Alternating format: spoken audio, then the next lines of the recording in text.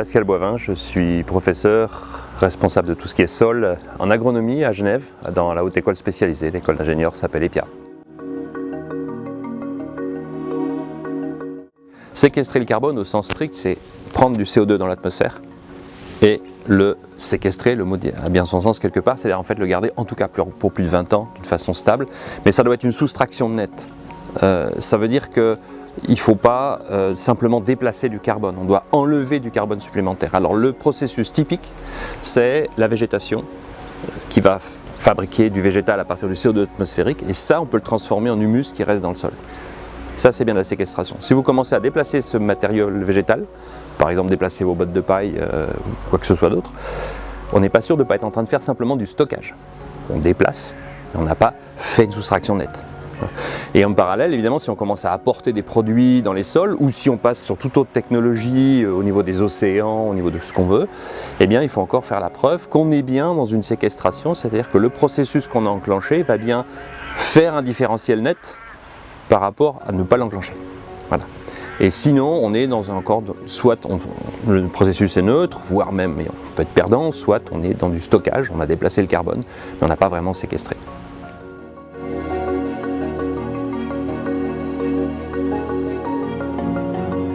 Non, alors on sait que c'est un émetteur important de gaz à effet de serre, mais c'est aussi un domaine dans lequel il y a pas mal d'espoir par rapport aux questions climatiques, justement sur la séquestration, parce que les sols cultivés en particulier manquent de matière organique.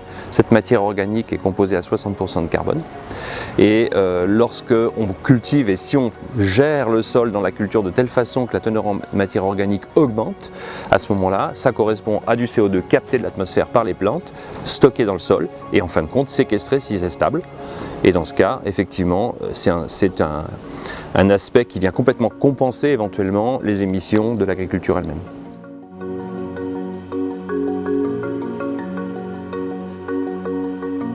Alors le potentiel de séquestration va se définir par rapport au sol, pas forcément par rapport à ce qu'on fait dessus, mais par rapport au sol si on manque de matière organique, donc de carbone dans le sol. Et plus on en manque, plus il va être facile d'en rajouter. Et l'agriculture du XXe siècle a vidé la matière organique des sols un peu partout dans le monde, notamment en Suisse, en tout cas dans tout ce qui est culture intensive. Voilà. Donc oui, il y a un potentiel de séquestration, il se révèle finalement très important, absolument pas négligeable. Au niveau européen, ça a été évalué par l'ensemble des académies des sciences qui ont conclu que finalement la seule technologie de séquestration qui paraissait réaliste, on en a cité d'autres, mais la seule qui paraissait réaliste, c'était justement celle-ci.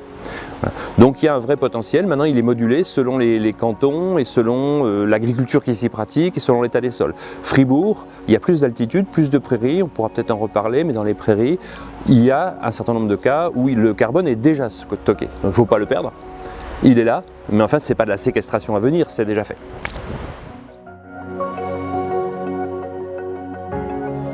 Séquestrer en agriculture, c'est pas compliqué, ça s'avère pas compliqué, on sait comment faire. Ce sont des techniques qui ont été développées par les agriculteurs bien avant qu'il y ait des questions climatiques, et elles ont été développées pour récupérer un sol de qualité. Il se trouve que récupérer un sol de qualité, ça suppose de remettre beaucoup de matière organique dedans. Voilà. Donc les agriculteurs ont développé ces techniques, ils les maîtrisent, simplement c'est encore une minorité d'agriculteurs qui les pratiquent et jusqu'à il y a très peu d'années, les pouvoirs publics en général, ou tous les acteurs des chaînes de valeur ne se souciaient pas de ces techniques. Donc elles n'étaient pas soutenues, elles n'étaient pas promues. Mais par contre, elles sont maîtrisées et maintenant les publications dont on dispose montrent que ça permet de séquestrer de grandes quantités de carbone, tout en étant en synergie avec la dynamique de l'exploitation agricole. Alors oui, ça affecte les rendements de favoriser la séquestration. Ce sont des techniques qui finalement vont améliorer la fertilité du sol. Cette fertilité est très liée à la teneur en matière organique. Donc de ce point de vue-là, on va améliorer les rendements et surtout le revenu de l'agriculteur, qui aura beaucoup moins de dépenses à faire pour atteindre ces rendements. D'un point de vue global, quand on examine cette conversion des agriculteurs vers ce qu'on appelle l'agriculture régénérative ou de conservation, à l'échelle mondiale, les chiffres qu'on a, c'est pas extraordinaire, pointent une perte probable de rendement de quelques 10-15%. Et ça, c'est une image probablement assez trompeuse parce que chez les pionniers, ils ont gagné. Voilà. Donc, perte de rendement dans l'absolu, gain de fertilité du sol, techniquement au niveau d'une exploitation, possible, en tout cas pendant la transition. Ensuite, pas du tout certain, en tout cas sous nos latitudes.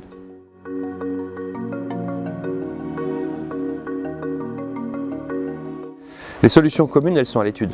Pour l'instant, il y a même des antagonismes dans certains cas. Je vous donne un exemple, l'agriculture biologique, qui offre l'immense intérêt, en principe, de ne pas amener de pesticides dans votre assiette, va supposer, pour gérer les mauvaises herbes, ce qu'on appelle les adventices, d'intervenir mécaniquement de façon plutôt plus intense que dans un système conventionnel, évidemment bien plus que dans un système en régénération.